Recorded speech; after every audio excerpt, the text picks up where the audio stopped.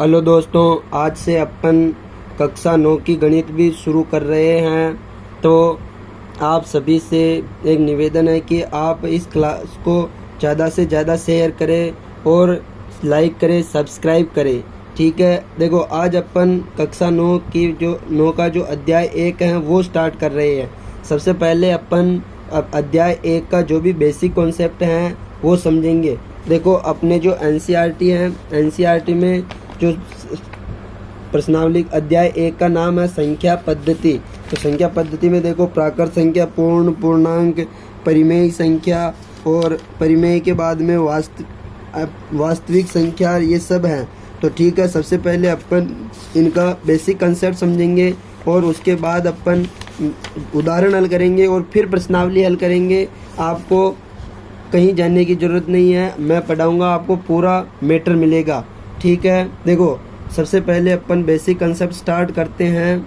अगर आपने अभी तक हमारे यूट्यूब चैनल एनके क्लासेस साफरा को सब्सक्राइब नहीं किया हो तो कर ले। ठीक है, देखो संख्या पद्धति को समझने से पहले अपने को कुछ संख्याएं हैं उनको समझना बहुत ज़रूरी है। अगर वो समझ में आ गए अपने, तो जो भी प्रश्नावली में जो भी अपने को समस्याएं आएगी उनको आसानी से हल कर पाएंगे।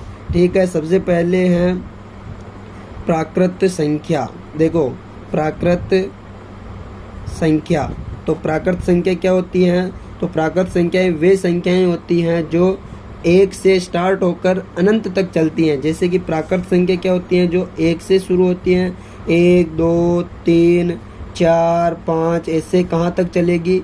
अनंत तक चलेगी। तो प्राकृत संख्या ऐसी संख्याओं का समुच्चय जो 1 से प्रारंभ होकर अनंत तक चलता है, वो संख्याएं क्या कहलाती हैं? प्राकृत संख्या। देखो प्राकृत के बाद में जो संख्या आती हैं सेकंड नंबर पर, वो है पूर्ण संख्या।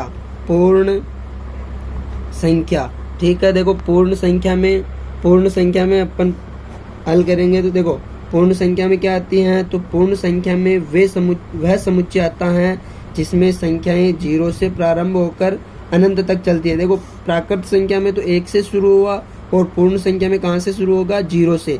तो 0 1 2 3 4 डॉट डॉट कहाँ तक चलेगी? अनंत तक।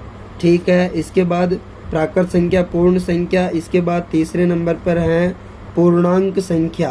पूर्णांक संख्या, ठीक है। पूर्णांक संख्याओं में ऐसा समुच्चय आता है जिसमें 0 धनात्मक संख्याएं और ऋणात्मक संख्याएं सभी सम्मिलित होती हैं। जैसे 0 1 2 3 डॉट डॉट, इधर भी कहाँ तक चलेगी? अनंत तक। इधर -1 -2 -3, इधर भी अनंत तक चलेगी। ठीक है, पूर्णांक संख्या में एक बात ध्यान रखना कि जितना अपन दाईं तरफ जाएंगे संख्याएं उतनी ही बड़ी होगी। देखो अगर अपन इन दोनों की तुलना करके देखें तो ये संख्या दाईं तरफ है तो ये बड़ी है, तो इसका मतलब है कि जो संख्या जितनी दाईं तरफ होगी वो उतनी ही बड़ी होगी। ठीक है, देखो पूर्णांक के बाद में जो संख्या आती हैं चौथे नंबर पर, वो हैं अपने परिमेय संख्या। परिमेय संख्या, देखो परिमेय संख्या की परिभाषा पूरी लिखेंगे अपन। देखो ध्यान से समझना, परिमेय संख्याएं क्या होती हैं? तो परिमेय संख्याएं वे संख्याएं होती हैं जिन्हें P/Q के रूप में लिखा जा सकता है। किस रूप में लिखा जा सकता है? P/Q के रूप में लिखा जा सकता है। और जहाँ P, Q क्या है? पूर्णांक है। क्या है ये? पूर्णांक। P और Q क्या है? पूर्णांक। तथा Q is not equal to 0। इसका मतलब ये हुआ कि P/Q का रूप दिया हुआ होगा जहाँ P और Q दोनों क्या होंगे? पूर्णांक। और Q is not equal to 0, मतलब बट्टा में जो भी संख्या आएगी वो 0 नहीं होनी चाहिए। अगर बट्टा में 0 आ जाएगी तो वो संख्या कैसी हो जाएगी? अपरिभाषित। देखो अपन परिमेय संख्या की परिभाषा लिखते हैं। तो देखो परिमेय संख्या क्या होती है? तो वे संख्याएं जिन्हें P/Q के रूप में लिखा जा सकता है। P/Q के रूप में लिखा जा सकता है जहाँ P, Q पूर्णांक है। P, Q पूर्णांक हैं तथा Q is not equal to 0। तो वे संख्याएं क्या कहलाएगी, परिमेय संख्या। ये हो गई अपने परिमेय संख्या की परिभाषा। देखो परिमेय संख्या में अपन किन किन संख्याओं को सम्मिलित करते हैं, तो देखो जैसे कि जीरो भी क्या है, एक परिमेय संख्या है, क्योंकि 0/1 लिख सकते हैं। और डायरेक्ट अपने को दे दे 5, इसके बट्टा में कुछ नहीं है, मतलब 1 है तो केवल 5 लिख दे, वो भी क्या है, एक परिमेय संख्या। माइनस की संख्या हो, -7/-3, देखो पूर्णांक है दोनों, ठीक है। अगर 7/2 ये भी क्या है, परिमेय संख्या। लेकिन अगर अपने को ऐसी संख्या दे दे जैसे कि 1/0, तो यह परिमेय संख्या नहीं होगी, यह संख्या होगी अपरिभाषित, ठीक है। उम्मीद करता हूँ कि आपको आसानी से ये सब समझ में आ रहा होगा। देखो परिमेय संख्या के बाद में जो संख्या आती है अपन पढ़ेंगे परिमेय के बाद में अपरिमेय संख्या, ठीक है। देखो अपरिमेय संख्या में क्या क्या पढ़ेंगे अपन, अपरिमेय संख्याएं वे होती हैं जो परिमेय नहीं है, तो अपन क्या लिख देंगे, जो परिमेय नहीं है वे संख्याएं क्या होगी, अपरिमेय। जैसे अपने को पाई दे दे, या कोई ऐसी अभाज्य संख्याएं जो अंडर रूट में दे दे, जैसे √2, √3, √5, ये सब क्या है, अपरिमेय संख्याएं हैं, ठीक है। अगर अभाज्य संख्या अंडर रूट में दे दे तो वो संख्याएं कैसी होगी, अपरिमेय संख्याएं होगी। इसके बाद अपन पढ़ेंगे 6 नंबर पर वास्तविक संख्या, ठीक है। देखो वास्तविक संख्या में क्या होता है, वास्तविक संख्या में परिमेय और अपरिमेय दोनों संख्याएं सम्मिलित होती हैं। तो इसमें वास्तविक संख्या में क्या होता है, परिमेय प्लस अपरिमेय, ठीक है। अपरिमेय दोनों संख्याएं क्या होती हैं, सम्मिलित होती हैं, उन्हें अपन क्या कहेंगे, वास्तविक संख्याएं। देखो परिमेय संख्याओं के जब कंसेप्ट की बात करें तो अपन यही समझ लेते हैं, उनका कंसेप्ट भी ऐसी संख्याएं। देखो परिमेय संख्याएं कौन कौन सी होगी, परिमेय संख्याएं कौन कौन सी होगी, तो ऐसी संख्याएं या ऐसी परिमेय संख्याएं जिनका दशमलव प्रसार अगर शांत है या अनवसानी आवृत्ति है, तो उनको किस में रखेंगे अपन, परिमेय संख्या में। तो अब अपन लिख सकते हैं कि परिमेय संख्या, तो अपन लिखेंगे परिमेय संख्या का दशमलव प्रसार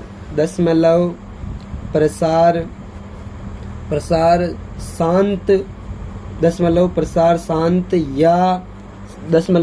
शांत या अनवसानी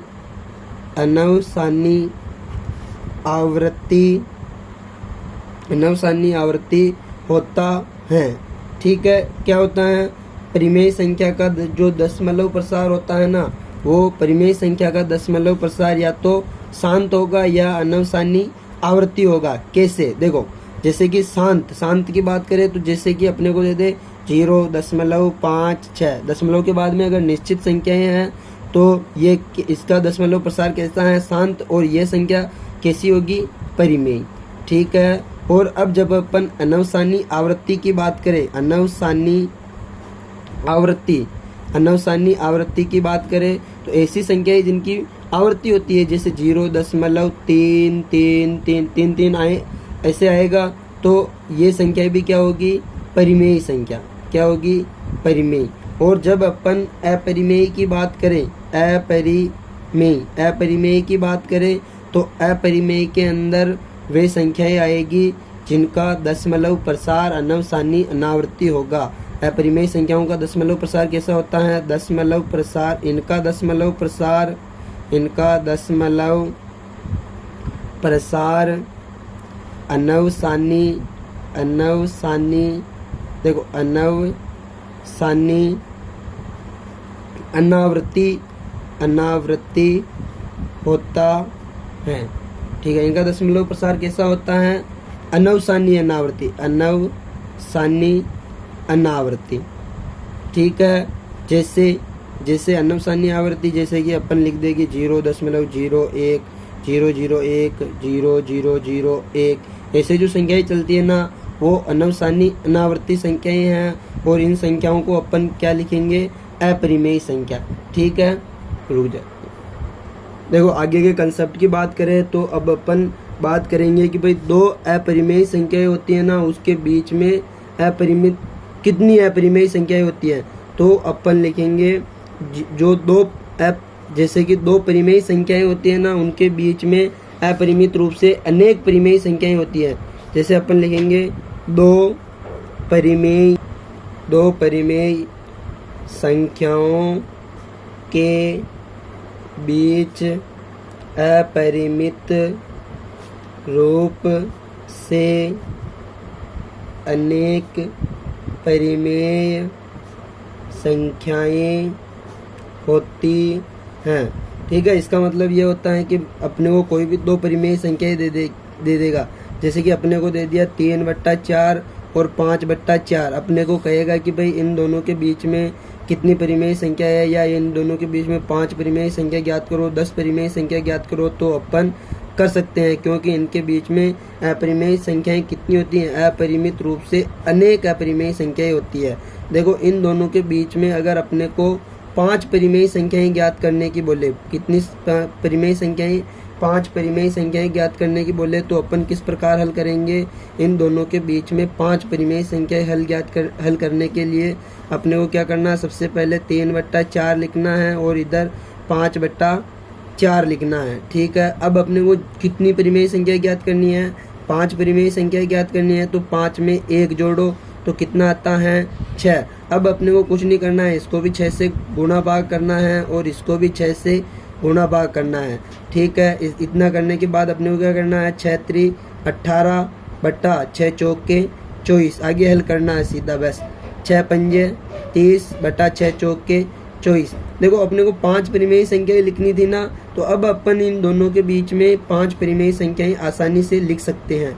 कौन कौन सी होगी वो, एक तो 19/24 होगी, एक 20/24 होगी, 19/24, 20/24, 21/24 और 21/24 और 22/24, 23/24। अपने को 5 ही पूछी तो 5 लिख दिए अपन ने, ज़्यादा पूछेगा तो ज़्यादा लिख देंगे। ठीक है, अगर 2 संख्याएं दे दी अपने को, उनके बीच की परिमेय संख्या ज्ञात करनी है, तो अपन इस प्रकार ही हल करेंगे।